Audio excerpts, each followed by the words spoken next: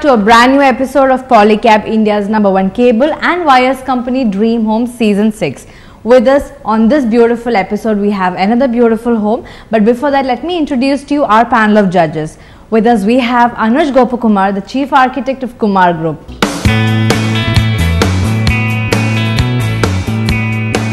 We also have with us Sudha, the Architect and Interior Designer of Swasti.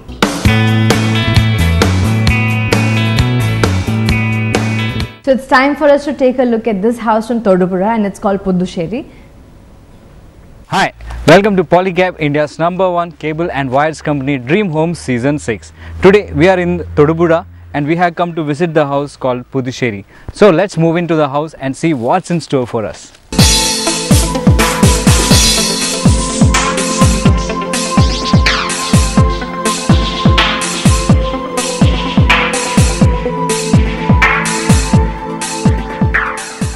Puthussery house, as you can see, the structures are modern in style.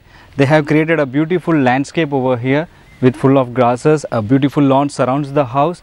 For the exterior, they have given paving tiles, and for this matches with the outside compound walls, and they have given a wooden finish fencing so that it matches and blends in with the house, because the theme of the house itself is greenery. And I want to emphasize that it's a completely self-sustainable house because everything works on solar power over here.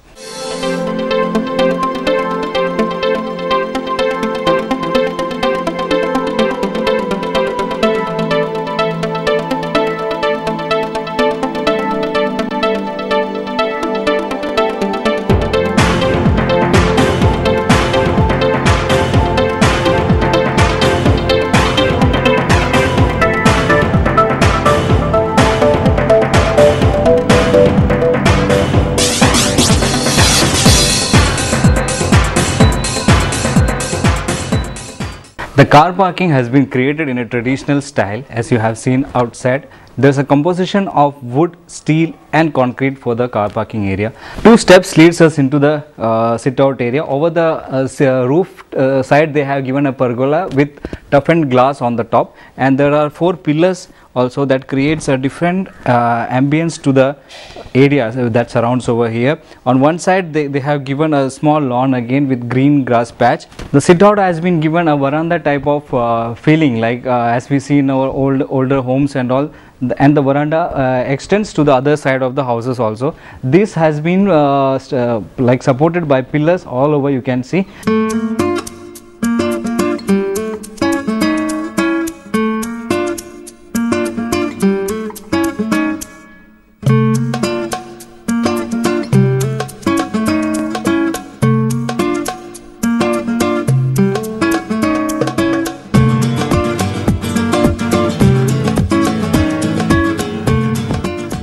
Anti-skid flooring tiles has been provided onto the floors with a granite border has been given, and then on some of the exterior outside walls you can see stone cladding has been used also to define the area around the house, around the lawn, inside lawn.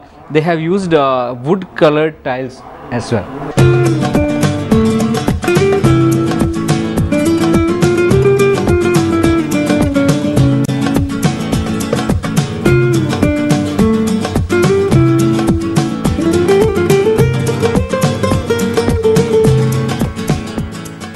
As we enter inside from the sit-out, this is a formal living area. For the flooring, marble finished vitrified tiles has been given, and granite has been provided for the broader structure. For the ceiling part, they have given false ceilings with a combination of gypsum board and wood structures with inserted LED lights has been provided. A small type of furniture has been laid across so that close to a people of around 5 to 6 people can easily accommodate in this room.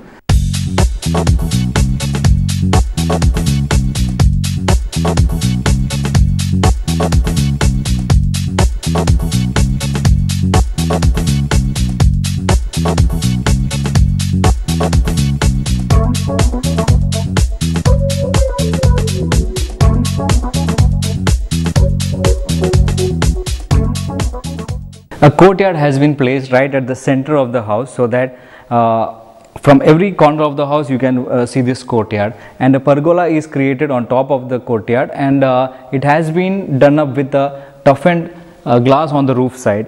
and again the sunlight comes in and it spreads across all of the rooms equally. We have a granite border is placed along the courtyard area, and tiles has been given for the flooring for the other parts of the rooms. Then you can see natural stone cladding work has been done on two sides of a single wall, and then at the center is the windows that gives a view from the kitchen. So anybody who is sitting over in the formal living area can be easily seen through the kitchen area.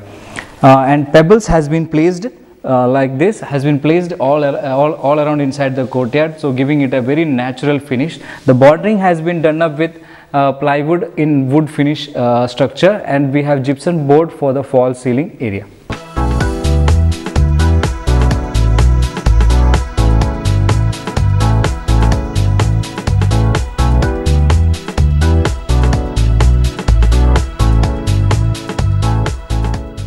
Puthussery house has a total area of 3,200 square feet, and this house has a plan, definite plan, because the owners of this house, they had a concept in mind to keep everything simple, realistic, and keep everything minimalistic. As you can see, there are no wall hanging structure or any other kind of niches in this house. Like here we have a small platform over here to keep utility stuff like car keys and all. So everything has been kept to minimalistic, and all the things that has been used are of higher standard qualities. When we enter into the dining area, which again faces to the courtyard with the pergola which we have showed you earlier, we have a simple yet sufficient kind of dining table over here. It has a 6-chair and a glass top dining table is provided in the dining area. And onto my back you can see a very good picture of the Last Supper. For the ceiling, they have used false ceiling, which is a combination of gypsum and plywood. Also they have inserted LED lights so that nothing hangs out of the area. Onto one side they have given a wash basin area is provided with a huge mirror glass. Again the natural stone cladding work is done behind the glass, so everything is in tune with the theme of the house.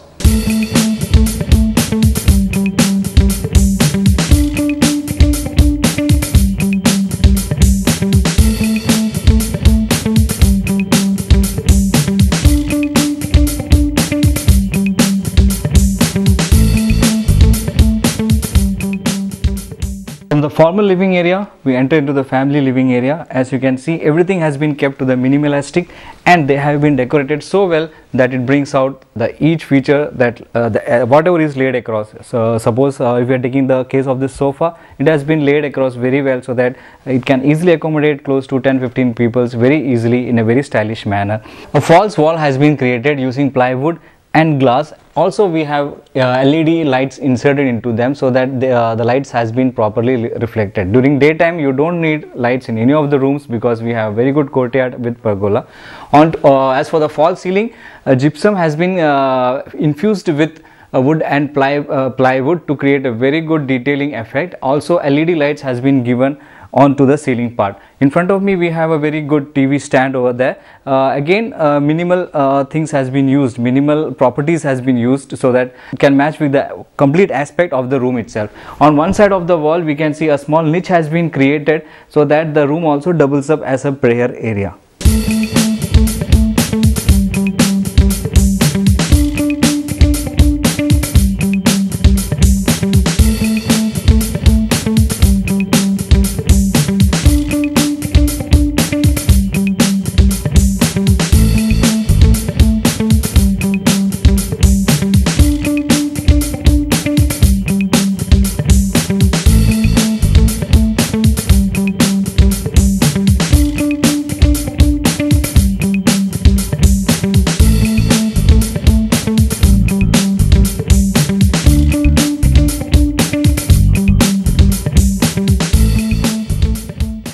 Keeping in tune with the concept of the house, that is simplicity, simple is the kitchen. As you see over here, cabinets has been provided. It's a fully modular kitchen working here, and anti-skid matte finish tiles has been used for floorings, And you see over here, backsplash has been provided with tiles again. There are 2 windows on one side and 1 on the other. The other window faces onto the courtyard, and then from there we can face the formal living area as well. A medium sized breakfast table has been provided because there are space available over here, and a small, like a family can enjoy a small breakfast together. And on to my back we have a work area. A small change room is also provided.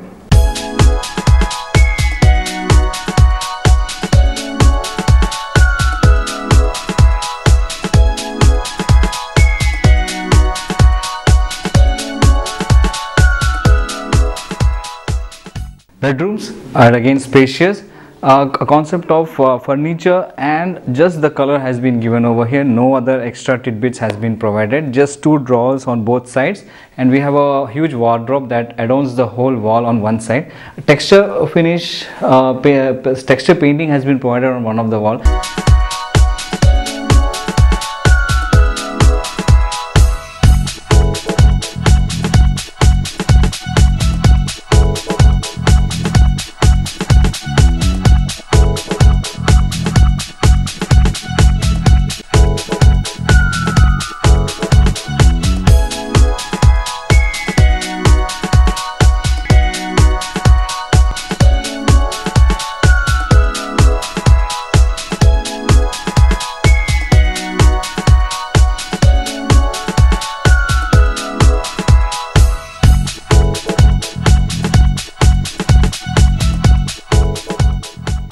A gazebo inside the lawn makes a lot of impression.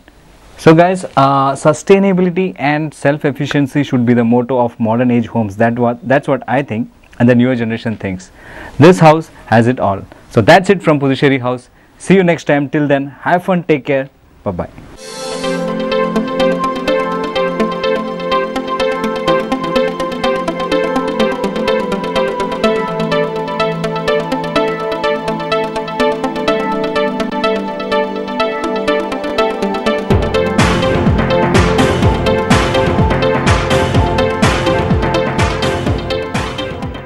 Okay, let's start with you, Anuj. What do you have to speak about the exteriors and landscape? It's a very simple looking house with a sloping roof porch, which is the only dominating feature in the house. It has some stone cladding which is given on the walls, which looks very nice. There's a nice veranda with a coming in with a courtyard on the side, nice landscape in the front of the porch. So the house is set very well in that property, and it looks very simple and elegant, with white and brown colors used for the elevation. Alright, so do you agree with Anuj? Yes, it's a simple house. I find the gazebo being there is a good thing, but I felt that it was slightly more overpowering than the elevation probably because of the gradient that we have. The gazebo tends to take up a lot of importance, so that could have been toned down a little bit, but otherwise the house is simple, elegant, and the added courtyard, the pergolas, everything together gels very well. Alright, and do the interiors please you as well? The one good thing is that the courtyard space is nice. It's bringing in a lot of light. The family living furniture, it's the color of the furniture, the sofa is muted, but however the wallpaper is too bright. I totally didn't go with that wallpaper. It looks pretty out of place, and could have done with a very simpler wallpaper. The flooring and the ceiling actually of the family living room looks nice. They've done a very simple kitchen with a nice breakfast table. Again, here also I saw that the bedroom, the bed is against the window. The headboard of the bed is against a window, which is again a totally wrong design. One plus point I would give for the house is that I understand they've given solar lighting for the entire house, which is a good choice. Alright, and your take on the interiors? Ceiling in the drawing room, as I saw it, was a checker pattern, which is a very simple, normal kind of a ceiling that you might see in a house that has already tiles on top and sort of maybe a plywood board ceiling at the bottom. It's rather minimalistic in its design. And somehow there are certain other areas where the design is so loud. It has lines and lines and lines drawn rectangularly around the ceiling, and there's a cove lighting there. So there's too much detailing on one side and too simple detailing on the other side. So there's some kind of a mismatch there. The wooden shades that they've used along with the cream is fine. The flooring is also nice.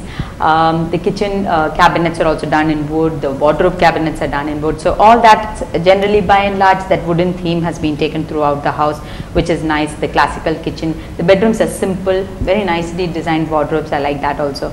So altogether it needs a little more tweaking. Alright, and the color lighting and decor, Anuj? The color, I think they've overall gone for a white based with little bit of wood color. The flooring is white and the walls are also white. So not much experiment has been done with color, which is nice. And also the lighting also nothing great to talk about, except in one of the family living or something I saw some interesting lighting being done. But otherwise many areas lighting has been neglected. So it's kind of a mix of stuff. Alright, and you? Like I said, the ceiling in the drawing room and the dining room where we saw that simple checker pattern fully in white.